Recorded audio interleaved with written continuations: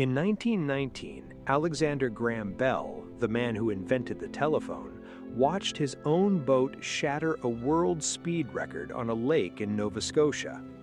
The vessel, called the HD-4, lifted clean out of the water on thin metal wings and hit 70.86 miles per hour. In 1919, before commercial aviation, before highways, before any passenger jet had ever crossed the Atlantic, an 80-year-old man on a lake in Canada just built the fastest watercraft the world had ever seen. He thought this was the beginning. It turned out to be almost the end. For the next 100 years, hydrofoils kept almost making it.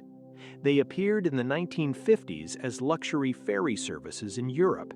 They showed up in the 1960s as the Soviet Union's preferred way to connect thousands of remote communities across its river network. Boeing, the same company that built the 747, invested in them seriously enough to build 30 passenger hydrofoils in the 1970s, operating them commercially between Hong Kong, Macau, Japan, and the United States. By 1980, every indication pointed to a technology on the verge of becoming mainstream. And then they stopped. Not slowly, abruptly. The Boeing program was canceled, Navy fleets were decommissioned, ferry routes shut down. The vessels that had seemed like the future of water transport ended up in museums or sold for scrap, or sitting quietly in harbors where nobody wanted to pay to maintain them anymore. The boats worked. That's what makes the story interesting. The technology was sound. So what actually went wrong? To understand the answer, it helps to start with why hydrofoils existed in the first place, and specifically what problem they were trying to solve. A traditional ship moves through water by displacing it. The hull sits in the water pushes back, and the engine fights that resistance continuously. At low speeds, this is manageable, but water is 800 times denser than air, and as speed increases, the resistance grows exponentially. To double a ship's speed in a conventional hull, you don't just need twice the power, you need roughly 8 times the power.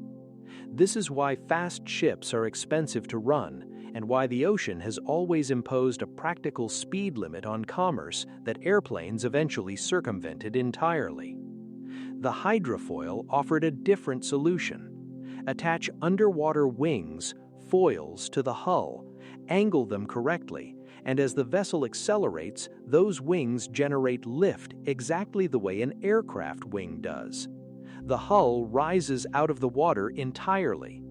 And once you're no longer dragging 500 tons of steel through a liquid 800 times denser than air, the math changes completely. Suddenly, you're moving through air, touching only the foil struts below, and the fuel cost per mile drops dramatically, even as speed doubles or triples. In theory, this is almost perfect. In practice, there was a long list of things nobody had fully solved. The first problem was stability. A conventional ship that hits a wave rolls slightly and recovers. A hydrofoil flying above the water on thin metal struts behaves much more like an aircraft, and aircraft without autopilot systems are extremely difficult to keep level.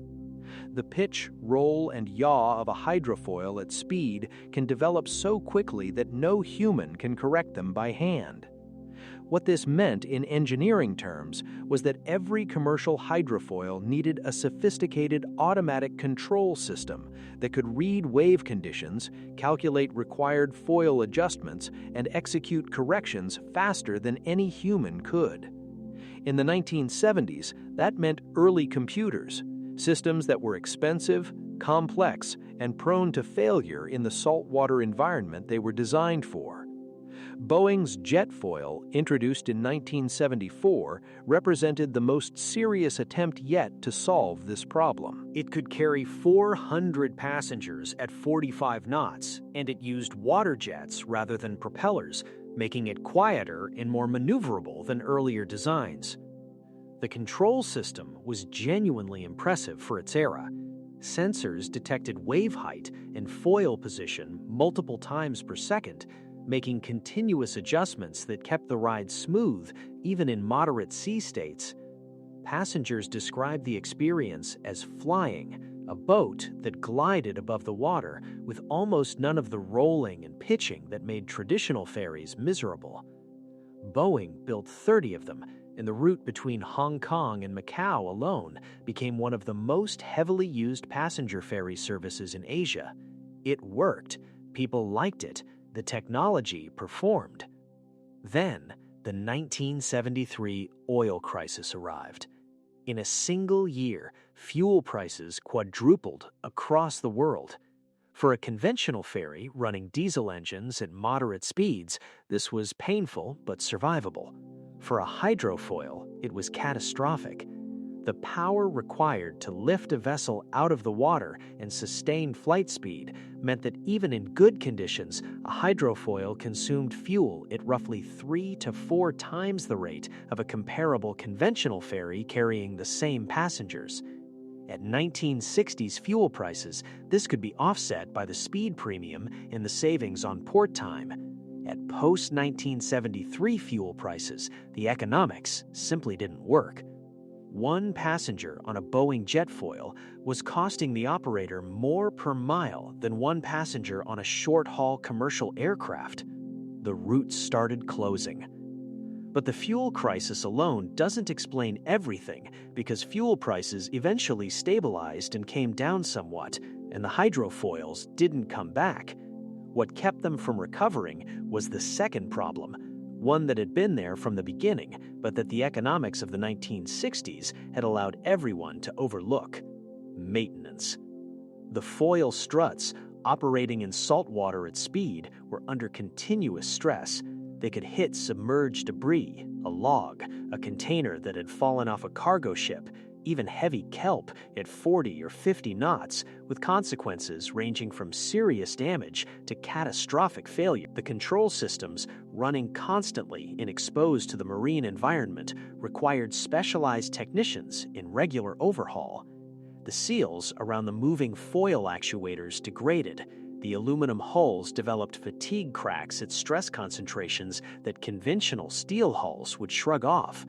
And because very few hydrofoils were ever built, Boeing made 30, the support infrastructure needed to operate them at scale never developed. Spare parts were expensive because nobody was making them in quantity. Technicians who knew the systems were rare. Any serious repair meant long downtime because there was no established supply chain. A conventional ferry can be maintained by anyone with basic marine engineering training. A hydrofoil required something approaching the expertise that aviation mechanics bring to commercial aircraft, but without the aviation industry's vast ecosystem of training programs, standardized parts, and established safety frameworks. Operators who wanted to run hydrofoil services were essentially on their own, and most of them found that the total cost of ownership made the economics unworkable. The Soviet Union managed to avoid some of these problems, but only because they approached the technology entirely differently. While Boeing and Western operators were trying to build premium passenger vessels with complex control systems and high-end finishes, Soviet engineers in the 1950s and 1960s took a simpler approach.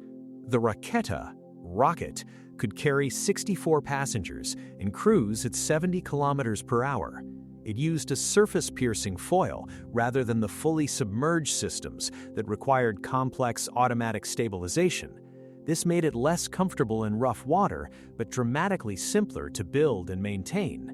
Eventually, more than 400 Meteor-class hydrofoils were built, and they operated across the Soviet Union's vast network of rivers and lakes, connecting communities that had no roads and limited alternatives. When the Soviet Union collapsed in 1991 and the government subsidies that kept these services running disappeared, most of the fleet was retired within a few years. Not because the technology failed, but because without subsidies, the economics of operating them were no better than they had been in the West. By the mid-1990s, the hydrofoil had essentially retreated to two niches where it could still make financial sense: the Hong Kong-Macau route, which remained viable because the journey was short and passenger volumes were extremely high, and racing, where the rules of consumer economics don't apply. Here is where the story gets interesting again, because in 2026, the hydrofoil is genuinely coming back, and it's returning because two things changed that the original technology was never designed to account for. The first is electric motors and batteries. The original hydrofoils ran gasoline or diesel engines that were heavy, mechanically complex, and expensive to fuel. A modern lithium-ion battery pack and an electric motor system is lighter than an equivalent fossil fuel system, mechanically far simpler, no transmission, no oil changes, no exhaust system, and dramatically cheaper to power per mile traveled. When you combine this with the inherent efficiency advantage of a hydrofoil hull, the economics suddenly look different than they did in 1974. The second is computing. The automatic control systems that made the original hydrofoils viable but expensive and fragile have been replaced by technology that is simultaneously far more capable and far cheaper. The sensors, processors, and software that would have cost millions of dollars in the 1970s and required continuous specialist attention are now consumer-grade components running software similar to what stabilizes modern drones. A startup called Navier, operating out of Alameda, California, is building electric hydrofoil boats with these systems and working toward commercial deployment as a ferry service. Whether this revival actually reaches scale is a different question. Every generation since Bell's HD-4 has produced someone who believed hydrofoils were about to become mainstream, and every generation has found reasons why they didn't. The fundamental physics remain the same. The foils still take energy to lift the hull, the seas still get rough, the maintenance challenges don't disappear just because the drivetrain is electric. But the honest version of why hydrofoils disappeared isn't that the technology failed. The technology worked. What failed was the economic context it was designed for, a world of cheap fuel, expensive computing, and limited manufacturing scale. And that context has genuinely changed. Bell was right in 1919. He was just about 100 years early.